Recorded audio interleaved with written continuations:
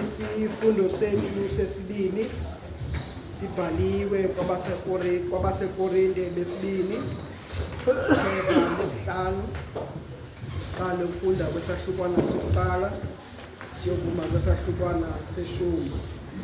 Kwabasekorinte besibini isahluko sesihlanu siqale ukufunda kwesahlukwana sokuqala siyokuma kwesahlukwana seshumi. Isihloko esithi umzuzwana wenhlungu nozuko olungenaphakade.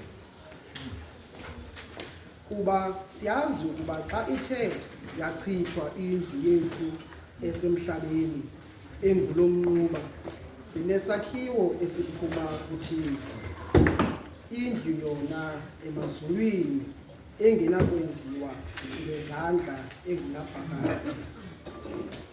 Kuba kulo siyancwina silangazelela ukwambatha saleke indlu yethu yasemazulwini. Kuba siyakufunyanwa sambethe okunene singeze. Kuba kwathina aba bakulo mnquba siyancwina sisindiswa, kungekuba sithanda ukuhlutywa, kungekuba sithanda ukwambathiswa saleke, ukuze onokufa kufincwe bubomi. Ke kaloku lo usisebenzele kwaloo nto nguThixo, osinike nokusinika isinyaniso sakhe umoya. Ngoko ke sihlala somelele, sisazi ukuba sikowethu nje emzimbeni, sikude kowethu enkosini. Kuba sihamba ngokholo, asihambi ngokubona. Somelele ke, sikholisiwe nokukholiswa kanye, ukuba kude nekhaya lethu elisemzimbeni, sibekho kwikhaya lethu elisenkosini.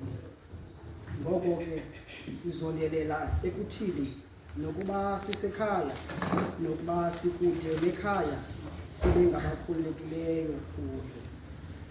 Kuba thina aba sonke simelwe kukuthi sibonakaliswe phambi kwesihlalo sokugqiba sikuKristu, ukuze elowo azuzwe ngokwenziwa ngomzimba, ngoko okwenzileyo nokuba kulungileyo nokuba kukuthi.